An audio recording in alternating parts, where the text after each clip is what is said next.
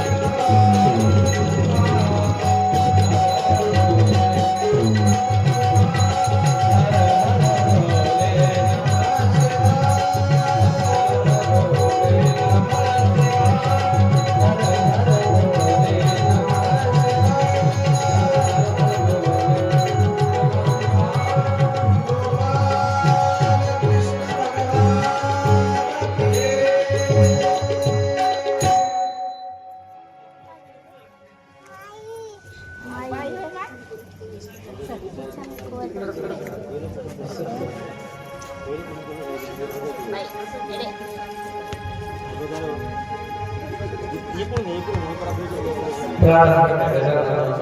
करो। भगवान श्री श्रीमंतराया गुरु दत्तात्रेय महाराज गुरु महाराजांच्या चरणावर वंदन करू. आजच्या कथेच्या दुसऱ्या दिवसाला सुरुवात करत असताना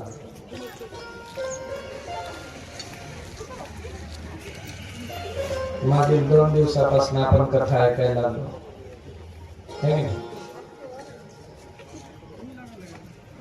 कितवा दिवस याचा? 5वा.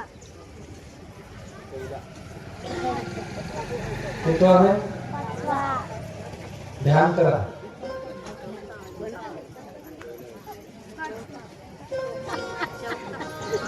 ये बाय 5वा.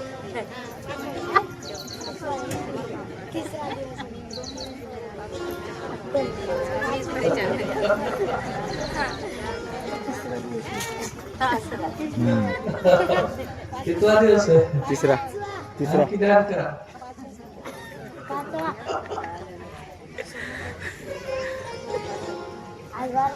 भाऊ पाटील कितवा दिवस आहे आजचा?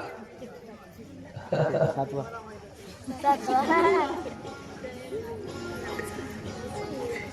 एकदा जरी ध्यान करा म्हणलं तरी इकडं तिकडं बघतात आणखी. है की नव्हतं, है की नव्हतं. 5वा दिवस आहे की काल 4था दिवस कृष्ण जन्म केला. बरोबर आहे की नाही मोबाईलला कन्फ्युज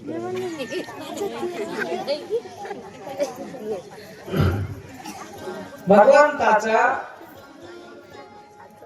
जन्माचा उत्सव सोहळा आपण काल साजरा केला. देव मथुरेमधनं द्वारकेपर्यंत या गोकुळापर्यंत आले. नंद राजाच्या घरी लेकरू जन्मले. सृष्टीला आनंद झाला. लेकराच्या मुखाकडे पाहिल्याच्या नंतर काल आपण छोटस लेकरू पाहिलं कृष्ण बनवून आलेलं. मनाला प्रसन्नता येते. आणि मग मन प्रसन्न होतं छोट्या छोट्या लेकरांना बघून. आत्ताच्या है की नाही? त्याची आई त्याचं लाड कौतुक करते, त्याला काजळ लावते, त्याला गंध लावते, त्याला पावडर लावते, त्याला नाहू आखू घालते. फार कौतुक वाटतं महाराज बाळाचं. आणि मग आताच्या बाळाचं जर एवढं कौतुक असेल तर मला सांगा, साक्षात ज्याच्या घरामध्ये देवच जन्माला आलेत लेकरू हो, त्याच्या घरच्या लेकराचं कौतुक किती असेल. आणि इतकं कौतुक महाराज. बरं तुम्ही म्हणसाल घरचे, आता आपल्या इकडं कोणाच्या घरी जर लेकरू जन्माला आलं तर आजारचे शेजारचे काही लोक भले तोंड वाकडे करतात.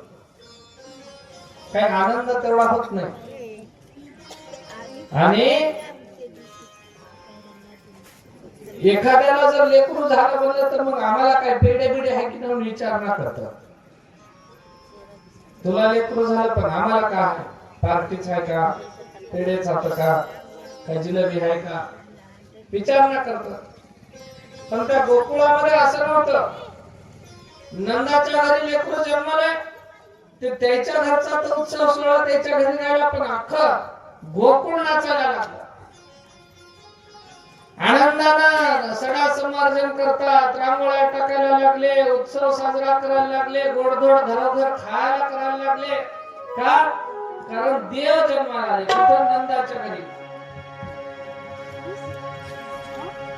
आणि देव नंदाच्या घरी जन्माला आल्याच्या नंतर गुढिया तोरणे करती कथा गाती गाणे.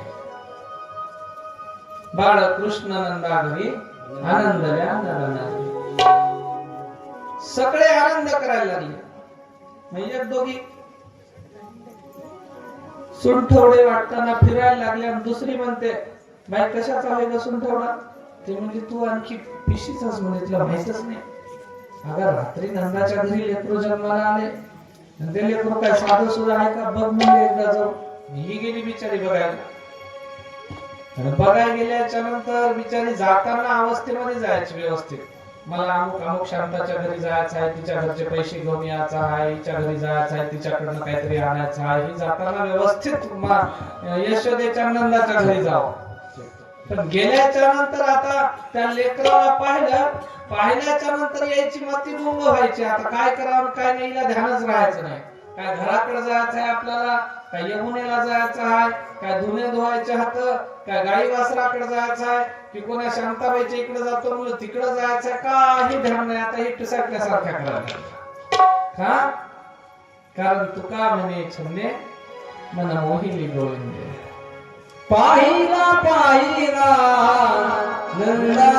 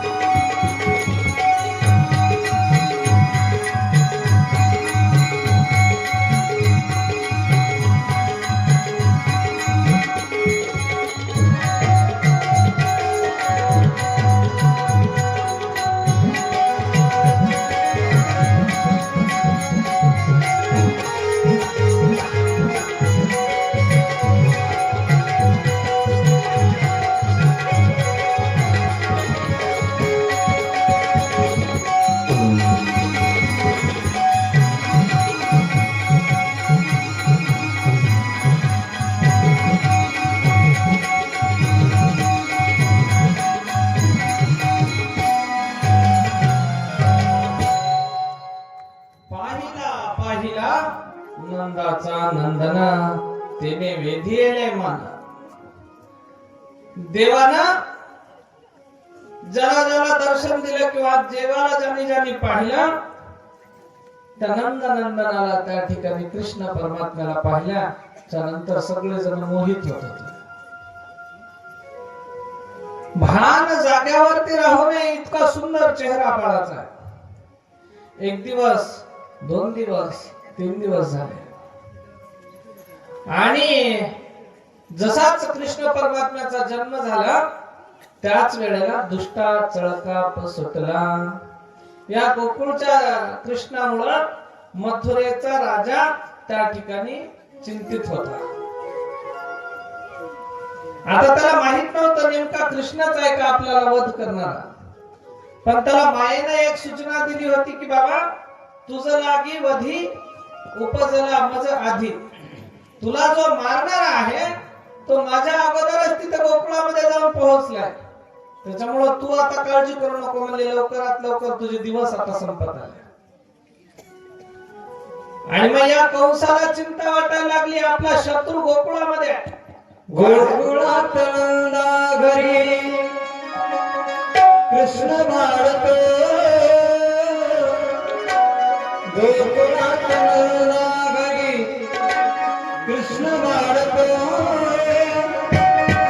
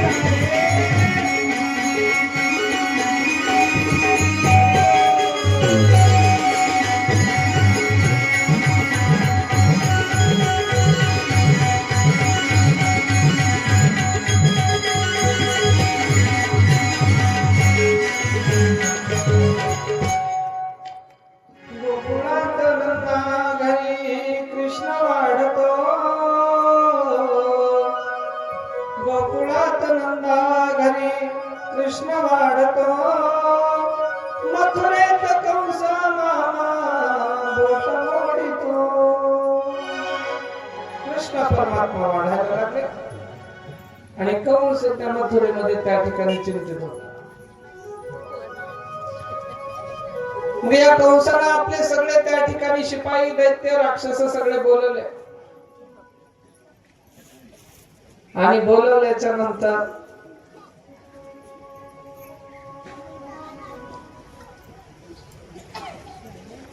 सगळ्यांना सांगितलं बाबा असा असा आपला शत्रू आपला वैरी त्या ठिकाणी गोकुळामध्ये आहे. पण आहे कोणता ही खबर नव्हती. आणि सरळ सरळ गोकुळावरती आक्रमण करणं म्हणजे सोपं नाही महाराज. कारण दोन देशामध्ये भांडण लागली तर तिसऱ्या भारताला पेट्रोल गॅस डिझेल भेटणं म्हणून इतर लोक परेशान असतात. नाही गॅस आणून ठेवले घरी ठेवले की नाही. पहिले त्याला चुली पेटवायत गेले हे विसरून गेले असतील हे सगळ्या लाडक्या बहिणी होता. आता काय पेटवता घर पेटवा. चुलीला जळतानाच ठेवले नाही लोकांनी. हा हा गावाकडे येणं जातो म्हणल्यावर तिथं भाऊजही घर पेटवून ठेवते. दोन देशांमध्ये भांडण लागलं तर तिसऱ्या देशाला चिंता लागली महाराज. इथं गॅस भेटेल का नाही, इथं पेट्रोल डिझेल भेटेल का नाही, परेशानी. आणि मग या गोकुळच्या लोकांचं दही दूध तूप लोणी हे सगळं मथुरेच्या बाजाराला पुरवठा होत होतं. आणि कंसानं जर त्यांच्यावरती आक्रमण केलं तर ते सगळं जर बंद झालं तर मथुरेचा बाजार विस्कळीत होऊन जाईल ही चिंता होती. आणि नंद राजा कंसाचा मित्र होता. मित्राच्या इथं सरळ सरळ आपल्याला आक्रमण करता येत नाही हा सिद्धांत आहे. मग आता करायचं कसं. आणि गोकुळाचा प्रधान आहे नंद राजा. त्याच्या देशावरती जसं एखाद्याच्या देशावरती आक्रमण करा तसं एखाद्याच्या गावावरती आपल्याला त्याला विचारल्याशिवाय काही करता येत नाही. मग एक नीती असते त्या नीतीला ध्यानात ठेवून यांना आता आक्रमण तर करता येत नाही. मग त्या वैराला संपवायचं कसं या चिंतेत असताना एक मावशी उठली दरबारात आणि उठून आपल्या मालकाला म्हणली मालक महाराज तुम्ही काळजी करू नका.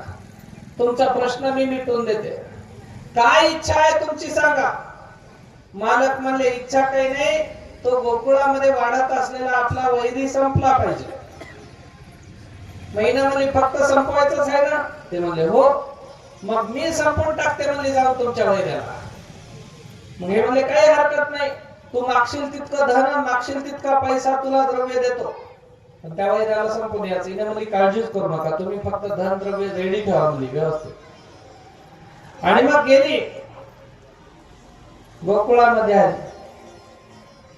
सुंदर एका स्वर्गीची जशी काही एखादी अप्सरा असावी तसं सुंदर तिने त्या ठिकाणी वेशभूषा घेतली. रूप धारण केलं आणि सुंदर रूप धारण करून गोकुळामध्ये फिरायला लागली. ज्या ज्या घरी नवे नवे लेकरं जन्माला आले अष्टमीच्या रात्री जेवढे लेकरं जन्माला आले होते सगळ्या लेकरांना एक 4-8 लेकरं सगळी त्या ठिकाणी या मावशीनं मारली महाराज. आणि मग एकच शिल्लक राहिलं होता. तुम्ही पाहिलं असेल कधी कृष्णदेव लहान आहेत आणि त्यांच्या सोबतचे त्यांचे सवंगडी सगळे त्याच्यापेक्षा मोठे आहेत. का कारण त्याच्यापेक्षा सोबतचे बरोबरीचे लहान ते काय त्या राक्षसीने आधीच संपून टाकले होते. त्यांच्यासोबत ते म्हणतात ना एका वार्गीचे होतं एका वार्गीचे होतं. कृष्णदेवाच्या वार्गीचे सगळे संपवून टाकले होते. म्हणून देव एकटे शिल्लक राहिले. आणि त्या मावशीने विचार केला आता एकच राहिले नंदाचं घर. त्याही घरी जाऊ आणि त्या लेकराला एकदा मारून टाकलं का मग आपण मोकळे. कंस राजा आपल्याला पाहिजे तितकं धन देईल. चालत चालत आली फिरत फिरत आली. नंद राजा बाहेर गेले होते. हे मावशी घरी आली. मावशीनं सुंदर एका स्वरूप सुंदरा लावण्यवती अशा पद्धतीचं त्या ठिकाणी रूप धारण केलं. आणि हाक मारली यशोदा ए यशोदा. ते म्हणले कोण आहे. आली बाहेर. आणि बाहेर आल्याच्या नंतर विचारलं तुम्ही कोण आहात. आता हिने एवढ्या लांबचं नातं सांगलं महाराज यशोदेनं आजपर्यंत केव्हा न ऐकलेलं. मी तुझ्या नवऱ्याची आत्या आत्याची सासू सासूची कोणीतरी चुलती आणि चुलतीची आजी, आजीची कोणीतरी मावशी, लांब वरचं नातं सांगलं हिला अख्खे 8 रोज लागतील विचार करायला नेमकी होय कोण. हे म्हणले कस काय आले तुम्ही.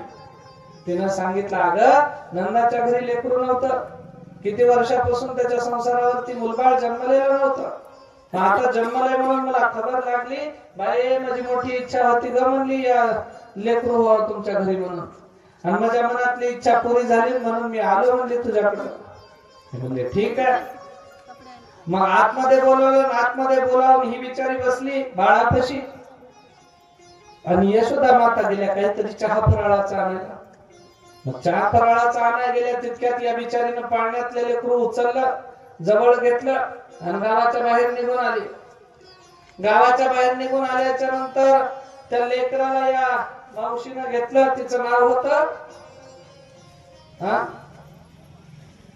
काय नाव होतं सुर्पनखा. काय होतं नाव. एक घंटावर विचार करा, आम्ही चहा पाणी पिऊ. पुतना. हा कोण म्हणलंय सोमनाथ. पुतना. तिनं लेकराला घेऊन गावाच्या बाहेर आली, आणि गावाच्या बाहेर आल्याच्या नंतर त्या लेकराला दूध पाजायला लागले. आता ही दूध का पाजते माहितीये का. पूर्वजन्मी राजा बलीची बहीण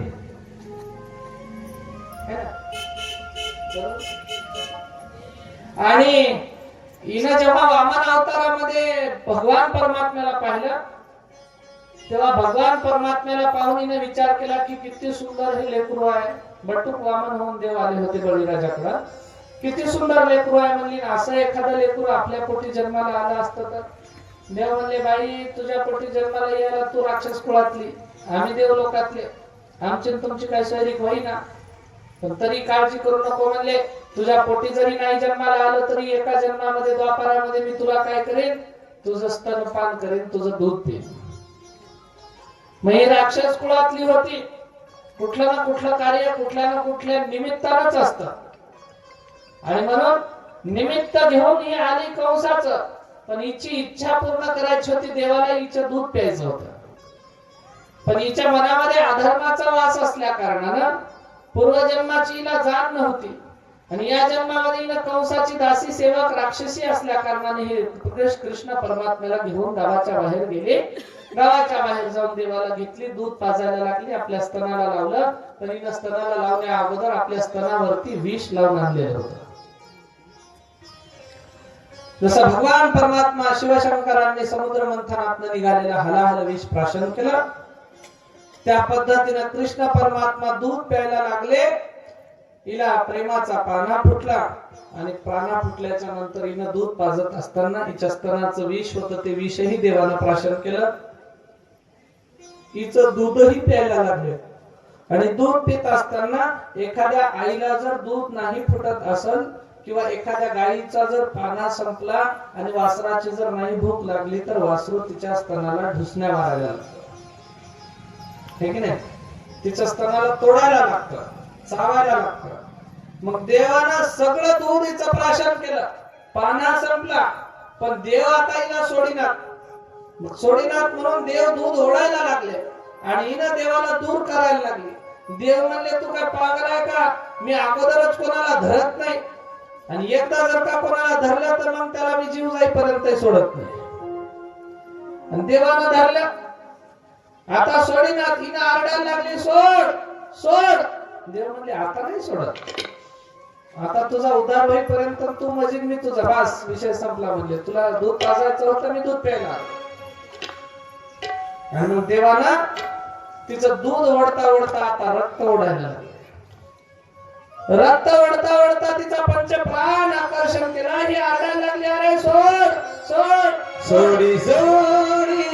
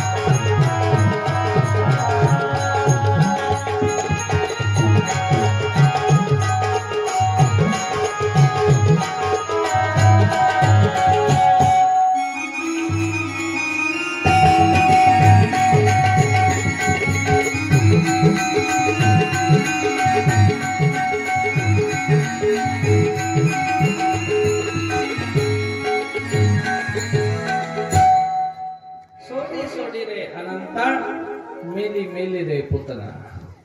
पुतना आरडायला लागली, सोड सोड. देवानं काय तिला सोडलं नाही महाराज, जीव तिचा गेला. आणि जी रूप धारण करून आली होती ती मूळ रूपामध्ये आली, राक्षसी स्वरूप, भला मोठा अवतार आणि दांडगा अशा पद्धतीचं तिचं शरीर होतं. आणि इतकी अकराळ विक्राळ दिसणारी ही राक्षसी भला मोठा देह धारण करून जमिनीवरती धाडकन पडली. आणि पडल्याच्या नंतर काय आवाज झाला म्हणून सगळं गोकुळ गावाच्या बाहेर धावून आलं. आणि पाहतात तर काय, भली मोठी राक्षसी आहे, जमिनीवरती पडलेली आहे. आणि पडलेल्या राक्षसीच्या छातीवरती कृष्ण परमात्मा. लोक घाबरून गेले आणि घाबरलेल्या लोकांनी लवकरात लवकर माता यशोदेला त्या ठिकाणी सावरीत असताना कृष्ण परमात्म्याला खाली काढलं, घराकडे नेलं. त्याची नजर काढण्यात आली आणि नजर काढून यशोदा मातेनं संकल्प केला की आता कृष्णाला घराच्या बाहेर जाऊ द्यायचं नाही. नजर लागली म्हणजे माझ्या लेकराला कोणा दुष्टाची झाली कोणाच कृष्ण तुला माझा पंढरीराया. झाली कोणाच कृष्ण तुला माझा पंढरीराया. तुला माझा पंढरीराया. झाली कोणाची दुष्ट तुला माझा पंढरीराया. माझा पंढरीराया.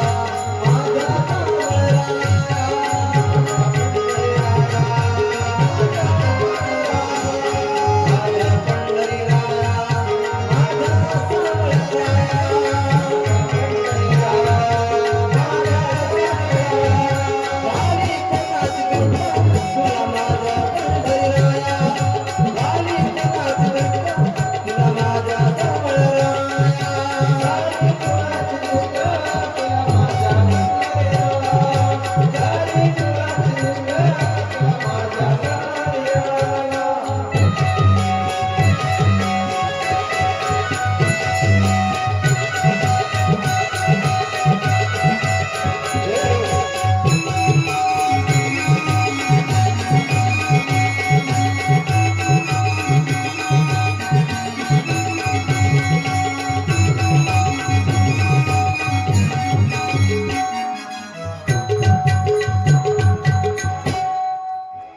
गोपाल कृष्ण भगवान की जय. झाली कुणाची दिष्ट तुला माझ्या पंढरीराया. माझ्या कृष्णाला कुणाची तरी नजर लागली म्हणून यशोदा मातेनं आजपासून देवाला बाहेर जाणं बंद करून टाकलं. नजर लागली, देवाचं नाव त्या ठिकाणी कान्हा कन्हैया ठेवण्यात आलं. बारसं झालं आणि बारसं झाल्याच्या नंतर 11-12 दिवस संपल्याच्या नंतर आता माता यशोदेनं गर्गाचार्यांना बोलवलं आणि गर्ग ऋषींना बोलावून घेऊन त्यांची कुंडली तयार केली. पाहिलं भविष्य या लेकरावरती फार मोठं संकट येऊन गेलंय, आता या लेकराचं कसं चालल. त्यावेळेला गर्गाचार्यांनी सांगितलं, बाई हे लेकरू फार सुंदर आहे, धर्म परिवर्तन करण्याचं काम हे करेल, जगतामध्ये धर्म स्थापन करेल, कितीतरी दुष्टांचा संहार करण्याचं काम हे करेल. आणि या बाळाचं सुंदर अशा पद्धतीचं चरित्र आहे. गर्गाचार्यांनी सांगितलं. यशोदेला आनंद झाला. गर्गाचार्य निघून गेले, दान दक्षिणा दिली, त्यांच्या यथासांग पद्धतीने पूजा अर्चना केली आणि गर्गाचार्यांना संतुष्ट करून माता यशोदेनं पाठवून दिलं.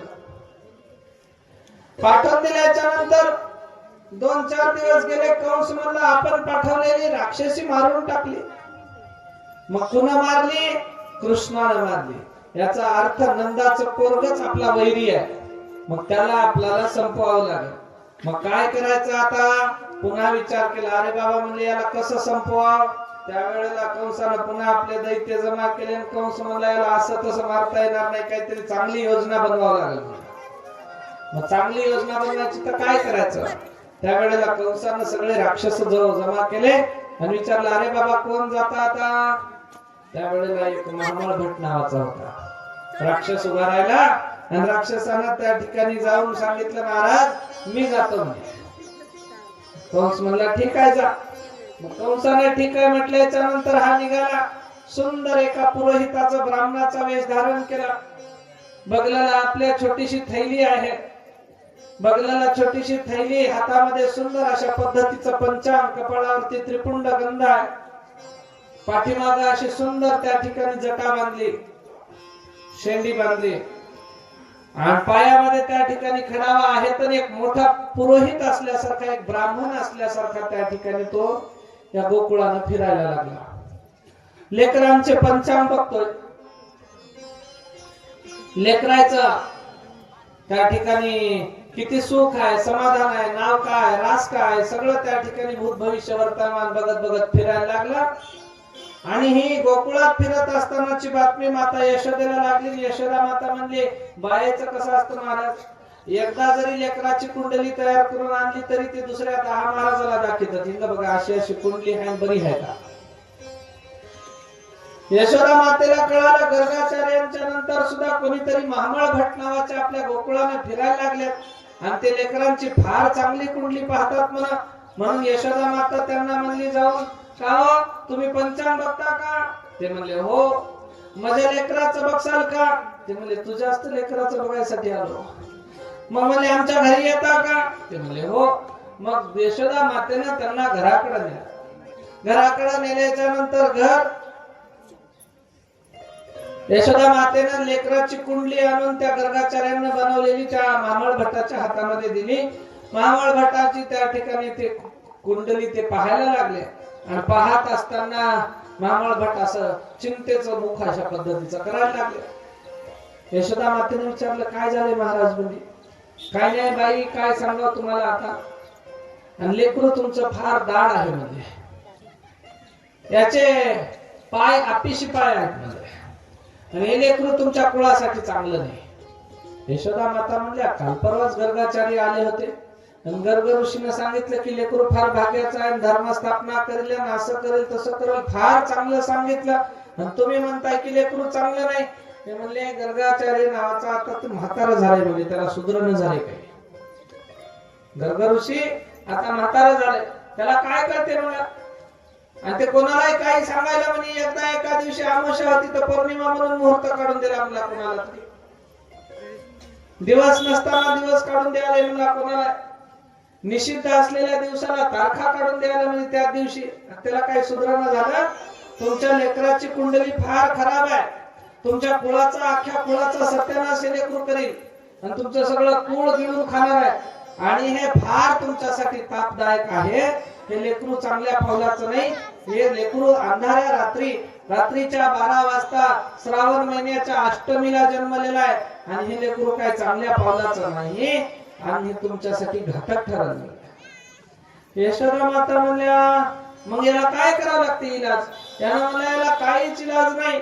घराच्या पाठीमागं कमरा इतकं गाराड करा आणि त्या गाराडामध्ये याला टाका आणि टाकल्याच्या नंतर वरून मातीनं भुजून टाका आणि कच कच तुडवा म्हणलं. देव म्हणले बैमाना माझा जीव कितकुसा आणि तू सांगाय काय लागला. गाराड करा कमरा इतकं आतमध्ये टाका, मला पुरा माती टाका, तू थोडासा दम खाय म्हणजे तुला सांगतो काय. यशोदा माता हळूच आपल्या स्वयंपाक घरामध्ये चहा फराळ आणण्यासाठी गेल्या आणि देवानं खोलीतल्या सगळ्या लाकडांना आज्ञा दिली. अरे म्हणले हे महामळ भटाला थोडासा प्रसाद पाहिजे, याचा चांगला पाहुणचार आपल्याला करायचा आहे. मग काय करायचं. लाकडांना आदेश दिला जा आणि याला द्या रट्टे म्हणले. आता सगळ्यात अगोदर महामळ भट यशोदा माता बाहेर गेल्या आणि देवानं खाट कवाड लावून घेतलं. खोलीचं कवाड लागलं आणि महामळ भट्टाच्या खालचा जो पाठ होता सर्व निसटला. पाठीमध्ये भात कर लागला. विठंबीला भात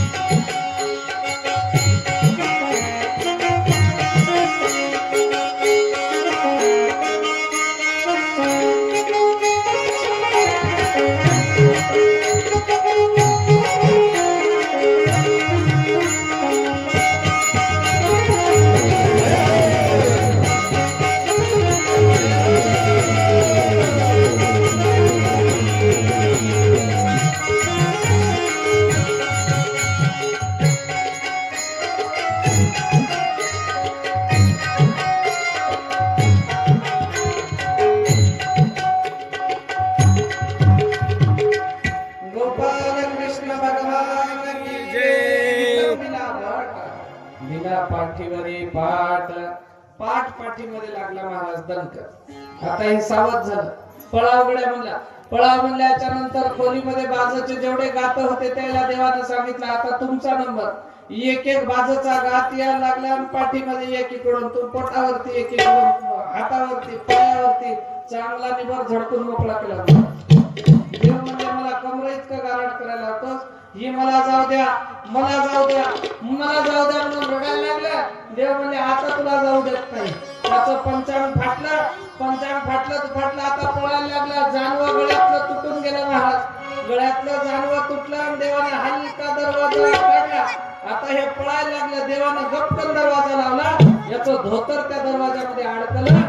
धोतर दरवाजातच राहिलं आणि बिना धोतराचं पळत सुटलं. जानव तुटले पंचांग फाटले, जानव तुटले पंचांग फाटले, जानव तुटले पंचांग फाटले, जानव तुटले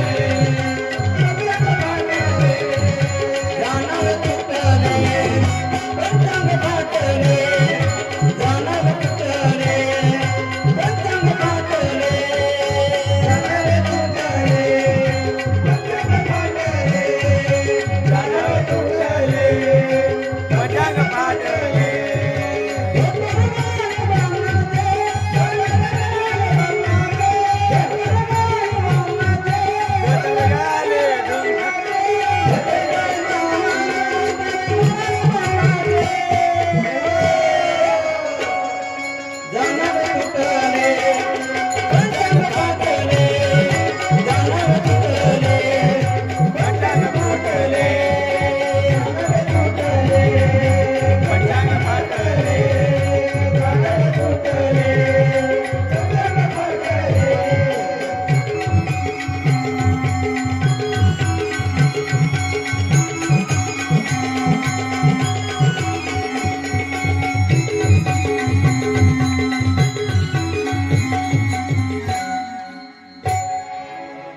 गोपाल कृष्ण भगवान की की जय. जय. जानवे तुटले पंचांग फाटले, धोतर गळाले ढुंगणाचे.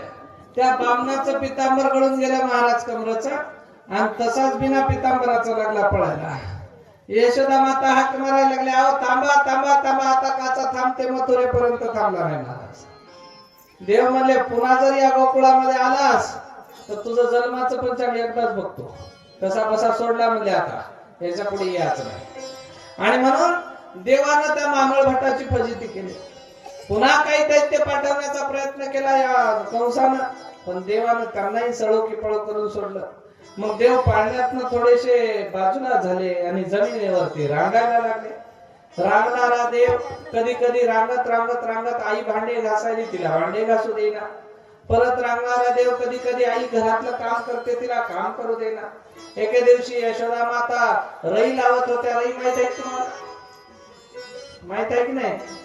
किती जणीच्या घरी आहे? हा बरं मिशीन असेल की एवढ्या एवढ्या डब्यात जमा करायचं 4-8 रोजाचं आहे की नाही? आता दुधालाही राहिले नाही महाराज. पहिल्याच्या काळात दूध होते. पूर्वी चुलीवरती तापत होतं दूध म्हणून अशी हातासारखी टप्पूच्या टप्पू साय निघत होती है की नाही? आणि ती साय जमा करायची मस्त पैकी दही करायचं चांगलं साईचं. कधी कधी बोट घालून खायचं. आणि ते साय जमा केलेली त्याचं त्या ठिकाणी विरजन लावायचं. विरजन लावून एका पातेल्यात जमा करायचं. जमा केल्याच्या नंतर एका भांड्यात पातेल्यात ठेवून एका खांबाला तुळईला पहिले उभ्या तुळईला काय रई राहायची है की नाही? त्याच्यानंतर रई राहिल्याच्या नंतर ते रई त्या भांड्यात टाकायची. इकडे पाणी घ्यायचं थंडगार. त्या भांड्यामध्ये मिसळत राहायचं. गर गर गर गर फिरवायचं. असं अशीच फिरवत फिरवायचं. आणखी बराच वेळ घुसळलं की पुन्हा त्या रईवर थोडं थोडं पाणी टाकत राहायचं. पुन्हा घुसळत राहायचं. पुन्हा पाणी टाकत राहायचं. पुन्हा घुसळत राहायचं. तरी येईन गेलं तर आणखी थोडस थंड पाणी करायचं. लई थंड झालं तर थोडस गरम गरम पाणी करायचं. टाकायचं. घुसळत राहायचं. मग त्याच्यावर त्या ठिकाणी चांगलं एवढं एवढं असं फेसासारखं लोणी जमतं. असं असं भांड्याला हलवून हलवून हलवून सगळं लोणी जमा करून घ्यायचं, खाली ताक ताक ठेवायचं, त्याला चुलीवरती न्यायचं, ती लोणी पातेल्यात ठेवून कडकड कडकड कडकड सगळा त्याचा आवाज बंद होईपर्यंत तापू द्यायचं. उकळल्याच्या नंतर लालसर झालं की गाळून डब्यामध्ये भरून ठेवायचं. याला म्हणतात तूप काढणे, है की नाही? तसं तोंडाला पाणी सुटलं.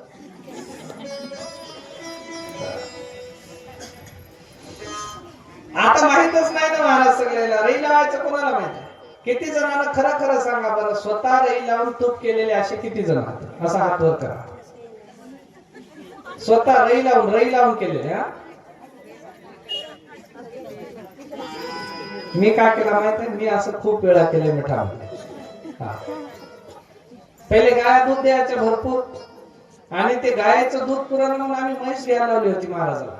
मग म्हैस घेतली मठामध्ये, आणि ते भलतं दूध जमायचं, त्याची साय आणि त्याचं दही आणि ते एकट्या महाराजाला किती खायला लागणार.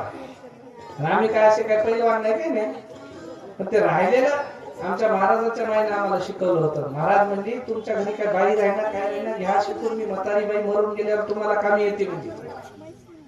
आणि मग आजही मठात जुन्या आता मठात जुना आहे, मठात रया होता, आणि ते फिरवायचं करायचं असं असं 10-15 किलो तूप मी माझ्या हाताने बनवला आता रईला, है की नाही?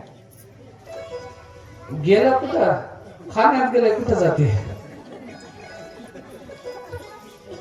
आता हे जेव्हापासून सापडले तेव्हापासून आम्हाला कामच पडलं नाही महाराज. हाताखालीच नोकरदार, हाताखाली पोरं, आता आम्हाला काही काम करायची आवश्यकताच नाही.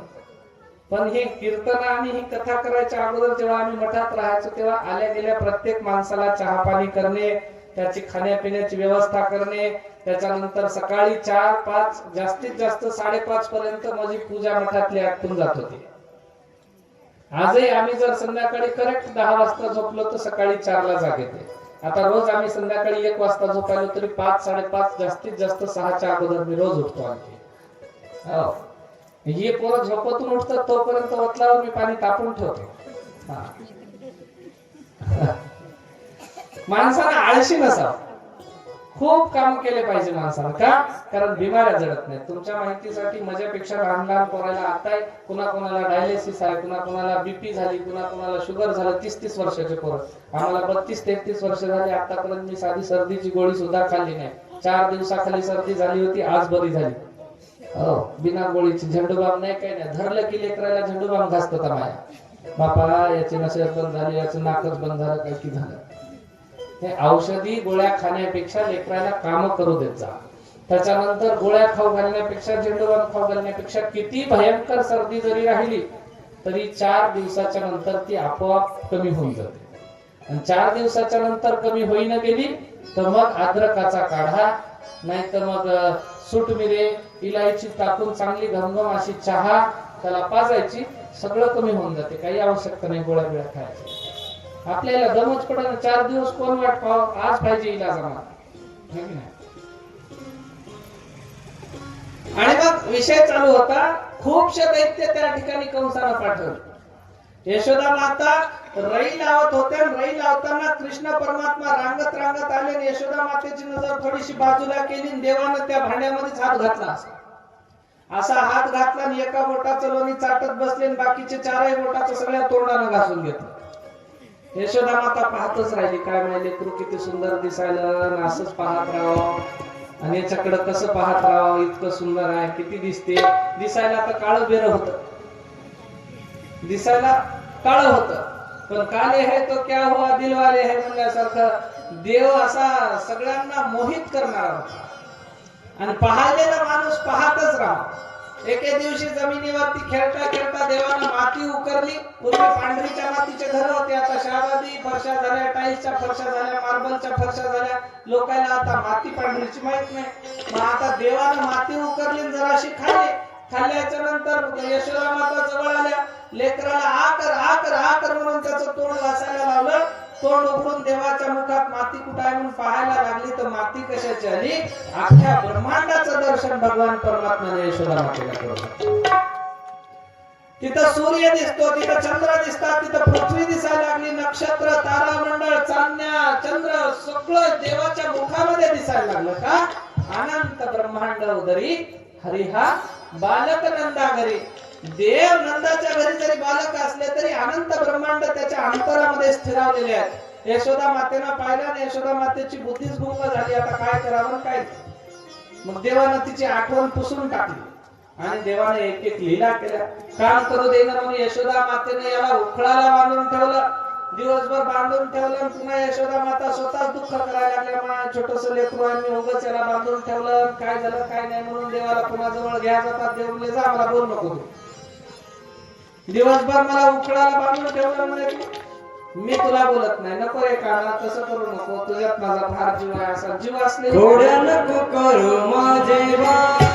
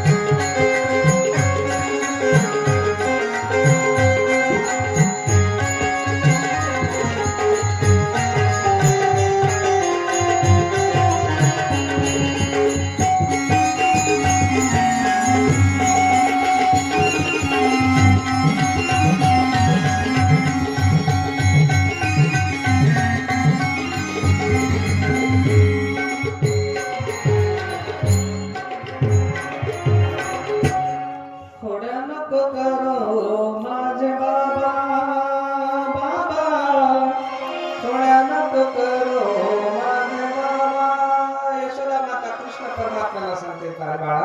खोड्या करत जाऊ नको.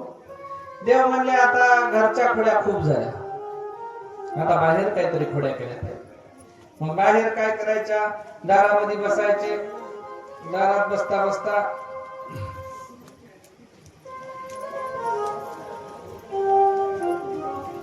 या अंगणामधनं कोणती एखादी गवळण चालली का एखादा वाळूचा खडा घ्यायचा, एखादा दगड घ्यायचा, छोटासा खडा घ्यायचा आणि चाललेल्या गवळणीच्या माठावरती ताडकन मारायचं, माठ फोडायचं आणि घरात येऊन बसायचं. एक वेळा, दोन वेळा, तीन वेळा या गवळणी सुरुवातीला बरं वाटलं महाराज, सगळ्याला चांगलं वाटते. आता महाराज आले गावाला, महाराज आले बाई, महाराज आले घराला, सुख शांती नाही दाराला, काय की चालते ते बरं.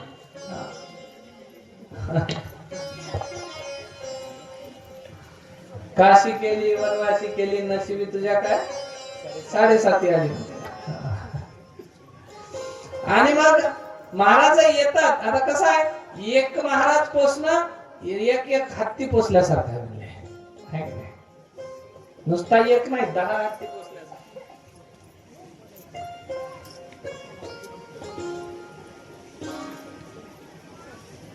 एक महाराज पोचणं म्हणजे जवळपास 10 हत्ती पोचल्यासारखं आहे. कारण त्या हत्तीला जागेवर बांधून ठेवून दिलं तर काय लागलेले टाकले की विषय संपला, ते पुन्हा काही मागत नाही. पण महाराज कधी काय मागतील काही सांगा येत नाही, है की नाही. त्याच्यामुळं दारावरती भिजल्याच्या नंतर तशीच घराकडे जावी. घराकडे गेल्याच्या नंतर सासून शिवा द्याव, तुला काही कळते की नाही ग, कशी चालायला लागली, डोळ्यात माती पडली का तुझ्या, माठ फोडून आली, अंग भिजून आली. नाही हो आतेबाई, मी काय केलं नाही. आणि त्या यशोदेच्या कानानं माठावरती दगड मारल्यानं माठ फुटला. मग तुला त्या यशोदेला सांगता आलं नाही का? मी खूप वेळा सांगायचा प्रयत्न केला पण यशोदा काय ऐकायला तयारच नाही. मग यशोदा ऐकेना तर काय करायचं. काय करायचं त्यावेळेला हे काही वडील घरा बाया आले, यशोदा अगं तुझ्या लेकराला काही समजून सांग म्हणजे सारखं सारखं खोड्या करतो. देव म्हणले आता एकट्यानं खोडी करणं बंद केलं पाहिजे. एकटंच कुठपर्यंत आपण खोडी करावं. मग आता आपल्याला काही सोबती पाहिजे म्हणून देवानं हळूहळू आपले सोबती जमा केले. लंगड्या, पेंद्या, सुदाम्या, वाकड्या, बोबड्या, शिरधाम्या, मधुमंगल, बलरामजी सगळ्याची एक टीम जमा केली देवा. लहान लहान लहान मुले घेऊन, लहान लहान लहान मुले घेऊन, कोणतरी कोणतरी कोणतरी कोणतरी मनमोहना, कोणतरी कोणतरी मनमोहना, कोणतरी कोणतरी मनमोहना.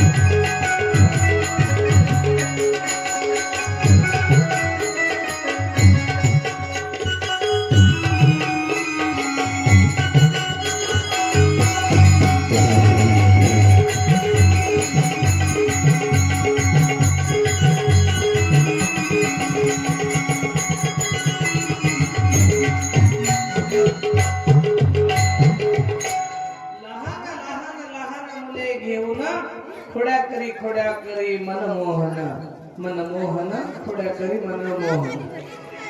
देव खोड्या करायला लागले, जमवले सगळे. पोरायला म्हणले देव आता नेते झाले, महाराज नेता झाले. हो सगळ्या लेकराचे पुढारी झाले. आणि पुढारी झाल्याच्या नंतर देवानं विचारलं, अरे म्हणले काय माझं तुम्हाला ऐकावं लागेल. हे म्हणले ऐकतो, सगळ्या गोष्टी ऐकतो.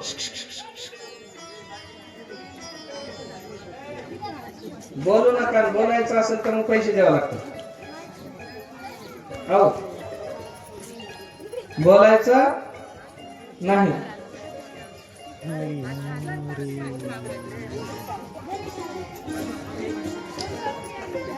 देवानं सगळ्यांना सांगितलं तुम्हाला माझं ऐकावं लागेल. सगळे म्हणले आम्ही तुझं ऐकतो, पण आम्हाला काय भेटते है की नाही. सप्ताह करूत रे, पण आपल्याला काय कार्यक्रम करूत, आपल्याला काय.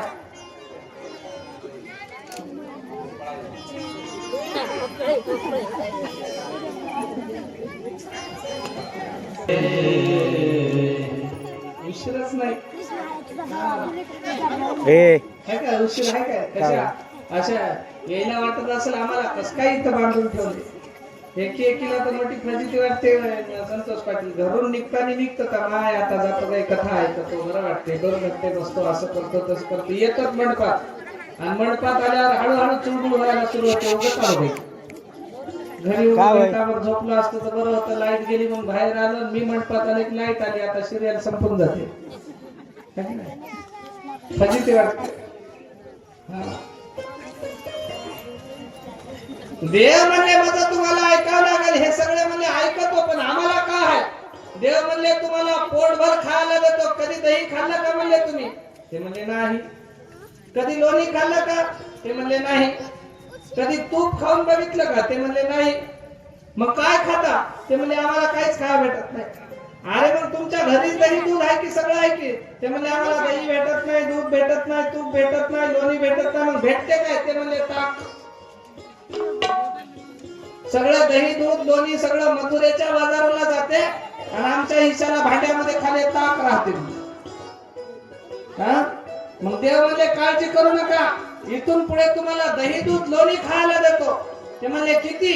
अरे तुम्ही पुरे माणसाला तिथपर्यंत खायला देतो है की नाही. याल तरी यारे लागे अवघे माझ्या मागे मागे आजी देतो पोट भरी पुरे म्हणाल तो वरी. तुम्ही पुरे म्हणून तर देतो म्हणजे तुम्हाला दही दूध लोणी खायला. हे म्हणले काय करावं लागेल, कुठलं खायला देतात? ते म्हणले तुमच्याच घरचं देतो. नेते फार हुशार असतात महाराज. नेते आपल्या घरचं कोणालाच काही देत नाही, ते लोकांचंच काढतात आणि लोकांनाच वाटतात. हो, नेते आपल्या घरचा रुपया देत नसतात. हा, आणि म्हणून देव म्हणले तुमच्याच घरचं, आणखी कोणाच्या घरचं? ते म्हणले बरं ठीक आहे, कसं करायचं? ते म्हणले काही नाही, रोज एकाचं घर आपल्याला फोडायचं, रोज एकाचं फोडायचं. मग आज एकाचं फोडलं, तिथं धिंगाणा घातला, दही दूध लोणी सगळं खाल्लं महाराज तिथलं. दुसऱ्या दिवशी एकाचं फोडलं, तिसऱ्या दिवशी एकाचं फोडलं. 4-8 गवळणी घाटावर यमुनेच्या जमा झाल्या. धुणं धुता धुता म्हणल्या बाई, आणि ते यशोदेचं पोरग फार बाई पडे आहे बाई, आणि आपल्या घरी येऊन दही दूध खाऊन जाते, संग आपलेच लेकरं घेऊन येते, धिंगाणा धिंगाणा घालते म्हणले ते.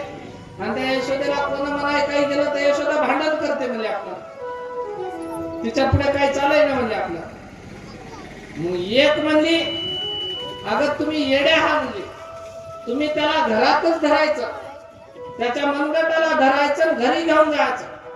यशोदेला हातोहाती धरून दाखवल्यावर कशाला यशोदा काय म्हणणार आहे? तुम्ही मागाला सांगत बसता, ते ऐकत नाही म्हणजे तुमचं. मग हिनं म्हणली तुमच्यानं कोणाच्यानंच होत नाही, आता मीच एका दिवशी त्याला धरते म्हणली उद्या, आणि त्यानं फक्त माझ्या घरला एकदा येऊन दाखव, मी यशोदेकडे येऊन जमा केला असतं म्हणजे त्याला. मग देव म्हणले अरे आपल्याला चॅलेंज करायची म्हणले आपली हौसा मावशी, आणि मग आता हौसा मावशीच्या घराला आपल्याला जायचं. हे म्हणले हरकत नाही, तुमच्या मागे माग, साथ तुम आगे बढ़ो हम तुम्हारे साथ, चलो पीछे पीछे. निघाले माग. हौसा मावशी गेली यमुना घाटावरती धुणं धुवायला, आणि देव काय की सगळ्याला म्हणले हवं का मागच्या दरवाजाच्या सौन्यातून आपल्याला जायचं, सौन्यातून जायचं आहे. आजपर्यंत जसं आपण सगळ्यांना खाल्लं तसं मिळून मिसळून खायचं. त्या वेळेला या सगळ्यांना त्या ठिकाणी आनंद वाटला. सौन्यापाशी उभं राहिले की देव सगळ्यांना डोळे मिटवायला लावायचे. सगळ्यांनी डोळे मिटवले की 1 मिनिटामध्ये आतमध्ये, आणि तिकडलं खाणं झालं की तिथं डबल डोळे मिटवले की दुसऱ्या मिनिटात बाहेर. अशी व्यवस्था होती. पण एका जणाच्या मनामध्ये शंका आली, देव आपल्याला डोळे मिटवायला होते, नेमकं करते काय म्हणजे पाहू. मग काय करते म्हणून पाहू म्हणल्याच्या नंतर देव म्हणजे अरे आता आपल्याला आतमध्ये जायचं आहे, या छोट्याशा सौन्यातून जायचं आहे, पटकन डोळे मिटा म्हणले. तुम्ही सगळ्यांना डोळे लावले. देवाने 1 2 3 म्हणल्याबरोबर ती सगळे जण आतमध्ये पोहोचले. मग एक जण म्हणला आता येताना आलो पण जाताना नक्की पाहतो म्हणला हे करते काय नेमकं. आणि देवानं मस्त आपली उतरण रचवली, दहीहंडी केली, माणसं एकावर एक लेकरं उभे केले, त्याच्या खांद्यावर देव आपण उभे राहिले. वरचे लोण्याचे गोळे काढाव, आपण एक एक खावा, सगळ्यामध्ये 1 गोळा देवा, आपण एक एक खावा, सगळ्यामध्ये एक जण म्हणला अरे बघा ते एकटंच खाले मला तेवढं, ते फार हुशार आहे, आपल्या डोक्यावर उभं राहिले, एकटंच खाले, उरल्यावर आपल्याला द्यायला म्हणला, आणि तुम्ही येण्यासारखे त्याच्या मागे टिकत आले सगळं. देव म्हणले अरे अरे तुला संकल्प विकल्प उत्पन्न झाला, हरकत नाही, तुझी फजिती आहे म्हणजे. मग आता ते मावशी आली, आता खाणं झालं, दरवाजा वाजला, मावशी घरात येत आहे. अरे लवकरात लवकर आपल्याला पळायचं आहे. सगळ्या जणांना डोळे मिटा म्हणले, सगळ्याला डोळे मिटा म्हणले. 1 जण डोळे मिटले नाही महाराज. देवानं सगळ्याला 1 मिनिटात घराच्या बाहेर काढलं, आणि ज्यानं डोळे मिटले नव्हते ते सौन्यामध्ये अडकून पडले. अडकला. आता तोंड बाहेर आहे आणि पाय मधात आहे. हे आली हौसा मावशी, घेतली एवढं मोठं बडगा घेऊन मार द्यायला लागली. महाराज वाचवा रे म्हणला मला, माय माय माय माय मेलो म्हणला. आणखी एक रटा मारा रे, वाचवा रे, धावा रे म्हणता म्हणता देव म्हणले गाढवा तुला मुकाट्यानं डोळे मिटव म्हणलो. मी लोण्याचे गोळे खायलेले तुला बघायची काय गरज होती? तुझं तुला दिलं होतं ना, घरी भांडे ताक पित होतास, तुला इथं मी लोण्याचे गोळे द्यायला खायला, आणि माझ्यावर तू संकल्प विकल्प उत्पन्न करतो, संशय घेतोस, मग आता मार खाय म्हणते. कृष्णा मेलो म्हणला एकदाच वाचव. आणखी रट्टा बसला रे, पाय धरू धरू मारायची म्हणला. हौसा मावशी मारू नको मारू नको, तू येतोस का म्हणजे माझ्या घराला लोणी खा? अरे इतका पाडीवणी नाहीस म्हणजे तू त्या नंदाच्या पोरासंग येतो. आणखी रट्टा. देवा मी याच्या पुढे तुझ्यावर कधीच संशय घेत नाही, मला एकदाच वाचव. मग देव म्हणले मिट डोळे. देवानं डोळे मिटवायला लावले आणि 1 मिनिटामध्ये त्याला बाहेर काढलं. देव म्हणले हे बा याच्या पुढे मी सांगेल तेवढंच ऐकायचं, आगावचं शानपण करायचं नाही. जेवढं सांगितलं तेवढं करायचं आणि मुकाट्यानं राहायचं. जर मुकाट्यानं राहिलास तर चांगलं चांगलं खायला भेटल म्हणजे, आणि शंका उपस्थित केली दुसऱ्याचं डोकं भडकवायचं काम केलं तर मार भेटल म्हणजे जुलायच्या पुढे. हा नाही देवा मला चूक झाली म्हणजे याच्या पुढे मी काहीच म्हणत नाही म्हणला तुम्हाला, तुम्ही सांगलं तसं करतो. म्हणून देवानं त्या ठिकाणी त्यांना तिथून काढलं. सुंदर सुंदर देवानं लीला केल्या. त्याच्यानंतर यशोदा मातेला शिकायती सारख्या यायल्यामुळे यशोदा मातेनं सांगितलं कृष्णा तू आता गावामध्ये राहायचं नाही. देव म्हणजे काय करू, शाळा तर सुरू झाली नाही, उन्हाळ्याचे दिवस तू गावातही राहायचं नाही, शाळेतही जायचं नाही, नेमकं काय करू. यशोदा माता म्हणल्या ती काठी, ते घोंगड, ते गाई आणि ते भाकरीचं जुडकं घ्यायचं, सरळ रानामध्ये जायचं, दिवसभर ढोरं वळायचे, बिनकामी गावामध्ये धिंगाणा घालायचा नाही. काही हरकत नाही मायमला. आपल्या आपले देवानं त्या ठिकाणी घोंगड काठी डबा घेतला, शेताकडे गाई गोपाळांसोबत त्या ठिकाणी रानात निघाले, गाई चारल्या. सुंदर सुंदर तिथेही लीला केल्या. देवाची तिथे एका मुलीसोबत त्या ठिकाणी वृषभानु सरकारांची कन्या असणारी राधिकेसोबत मैत्री झाली. त्या राधिकेसोबत देव तिथे क्रीडा खेळत होते, सुंदर पद्धतीने खेळ खेळायचे. त्याच्यानंतर तिथेही चांगल्या चांगल्या दैत्यांचा संहार देवानं केला. परत गोकुळामध्ये कितीतरी दैत्य आले, त्यांचाही संहार केला. आणि सगळ्यांपासून त्या ठिकाणी देवानं सोडवता सोडवता एके दिवशी यमुना तटावरती लगोरच्या विट्टी दांडू, हमामा, हुतुतू, त्या ठिकाणी कुरघोडी, कबड्डी हे खेळ खेळता खेळता एके दिवशी विट्टी दांडूचा खेळ खेळताना कृष्ण परमात्म्याने विट्टी जोरात मारली आणि ती यमुनेच्या डोहात जाऊन पडली. ज्या डोहात पडली त्या डोहामध्ये कालिया नावाचा मोठा सर्प होता. त्या सर्पापासून सगळ्यांना धोका होता. म्हणून हे सगळे गोपाळ भिले, आता विट्टी कोणा आणायची. देव म्हणले मी आणतो, नको नको जाऊ, तिथं कालिया नावाचा साप आहे तो गिळून घेईल म्हणले. त्यावेळेला देव गेले. देवानं त्या डोहामध्ये उडी मारली, विट्टी आणायचं निमित्त केलं, कालियाचा अहंकार नाहीसा केला. त्या कालियाच्या 5 फणांवरती देव थया थया नाचले. अवघ्या गोकुळानं पाहिलं आणि देवाचा अधिकार सिद्ध झाला की लेकरू साधं सुद्धा नाही, हे साक्षात परमात्मा आहे, देवाचा अवतार आहे. म्हणून त्या ठिकाणी गोकुळचे लोक आता कृष्ण परमात्म्याला आदरानं पाहायला लागले. आदरानं पाहत असताना दिवस त्या ठिकाणी आता उन्हाळा संपत आला, पर्जन्यमानाचे दिवस सुरू झाले. आणि गोकुळामध्ये परंपरा होती इंद्र पूजा करायची, इंद्राची पूजा करायची आणि पर्जन्यमान चांगलं व्हावं म्हणून प्रार्थना करायची. त्या देव म्हणले नाही नाही, इंद्राची पूजा करायची नाही, आपण पूजा करायची म्हणजे ज्या गोवर्धन पर्वतावरती आपल्या गायी चारल्या जातात, ज्याच्या सानिध्यामध्ये आपण राहतो, जो गोवर्धन आपलं रक्षण करतो, त्या निसर्गाची आणि गोवर्धनाची पूजा आपल्याला करायची. त्यावेळेला सगळे लोक म्हणले पण इंद्राला राग येईल. देव म्हणले राग आला तरी हरकत नाही, मी पाहून घेतो म्हणले काय करायचं ते, पण आपण गोवर्धनाची पूजा करूया. मग देवानं गोवर्धन पूजा करायला सुरुवात केली. इंद्राला राग आला. इंद्रानं त्या ठिकाणी फार मोठा वर्षाव त्या गावावरती सुरू केला. विजांचा कडकडाट आहे, ढग त्या ठिकाणी दाटून आले, अंधकार आहे आणि मोठमोठ्या जशा काही गारा पडाव्या तसा शिळांचा पाऊस त्या ठिकाणी त्या गोकुळावरती पडायला सुरुवात केली. सगळे म्हणले कृष्णा तुझं ऐकून आम्ही गोवर्धनाची पूजा केली, इंद्राला सोडून दिलं, पण आता इंद्र आमच्यावरती कोपलाय, आता याच्यातून आपल्याला कोण वाचवेल. कृष्ण परमात्मा म्हणले काळजी करू नका, मी वाचवतो. देव गोवर्धनाच्या पायथ्याला गेले. आपल्या हाताची करंगळी भगवान श्री कृष्णाने गोवर्धनाच्या पायथ्याला लावली आणि ताडकन गोवर्धनाला तडा गेला. गोवर्धन पर्वत अख्खाच्या अख्खा भगवान श्री कृष्णाने आपल्या करंगळीवरती उचलला आणि त्या पर्वताच्या खाली आसऱ्याला सगळ्या गोकुळच्या लोकांना बोलवलं. सगळे गोवर्धन पर्वताखाली आहेत. कृष्ण परमात्मा त्या ठिकाणी पाहतात सर्वांना आसरा दिला आणि आसरा दिल्याच्या नंतर या इंद्राला अधिकच राग आला आणि इंद्रानं त्या ठिकाणी मोठमोठ्या शिळांचा पाऊस वर्षाव सुरू केला. महाराज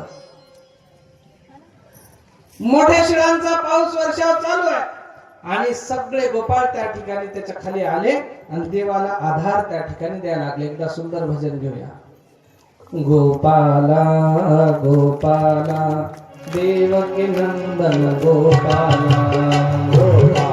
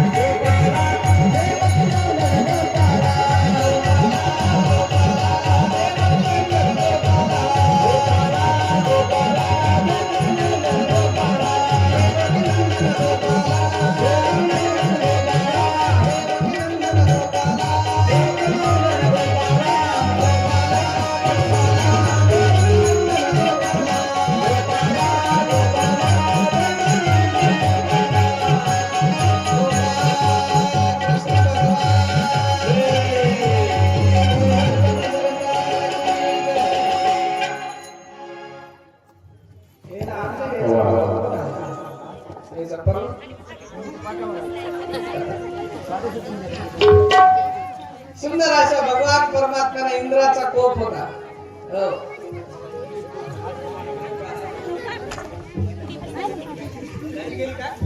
काय? ऐ ऐ देवानं अख्ख्या गोकुळाला त्या ठिकाणी त्या गोवर्धनाच्या खाली घेतला. या गोपाळांना वाटलं कृष्णाला करंगळीवरती पर्वत धारण करून कंटाळा आला असेल, त्याचा हात गळून आला असेल, त्याचा हात दुखत असेल, म्हणून या सगळ्या गोपाळांनी आपल्या काठ्या अशा त्या पर्वताला लावल्या.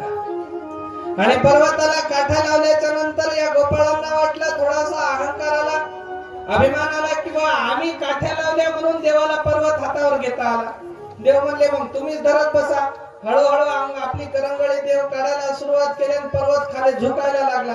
त्यावेळेला म्हणजे कृष्णा वाचव रे. मग वाचव म्हणल्यावर पुन्हा देवाला पर्वत आपल्या करंगळीवरती घेतला आणि सगळ्यांना रक्षण दिलं. इंद्राला वाटलं आज होईल उद्या होईल, पण एकदाही त्या ठिकाणी गोकुळच्या लोकांनी माघार घेतली नाही, कारण कृष्ण परमात्म्याने त्यांचं रक्षण केलं.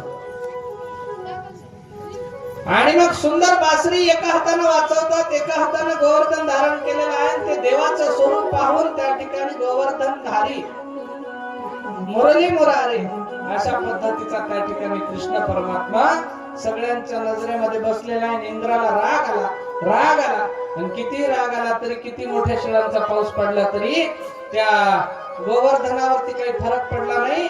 त्यावेळेला इंद्राला कळालं गोवर्धन कुणा धरलाय, देवानं धरलाय. मग देवानं ज्याला धरलं त्याचा नाश कधी होऊ शकत नाही, म्हणून गोवर्धन देवानं धरलेला आहे आणि त्याचा नाश आपण करू शकत नाही. म्हणून शेवटी इंद्र कंटाळला आणि कंटाळून देवाला शरण आला. देवाला प्रार्थना केली, देवा माझी चूक झाली, म्हणले मला माफ करा, मी तुम्हाला ओळखू शकलो नाही, अहंकार वश मी तुमच्या सोबत स्पर्धा केली आणि माझ्या लक्षात राहिलं नाही तुम्ही वैकुंठीचे नायक आहात. आता मी समजलो, माझ्या चुकीची क्षमा करा. इंद्रानं माफी मागली. इंद्राचा अहंकार गर्वहरण झालं आणि गोकुळच्या लोकांचं रक्षण झालं आणि कृष्ण परमात्म्याने सुंदर अशा पद्धतीची गोवर्धन लीला पार पाडली.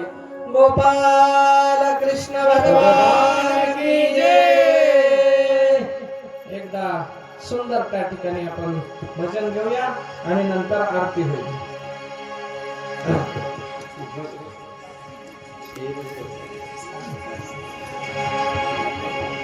कन्हैया लागला तुझा रे चंद्रमला, कन्हैया लागला तुझा रे चंद्रमला, कन्हैया लागला तुझा रे चंद्रमला,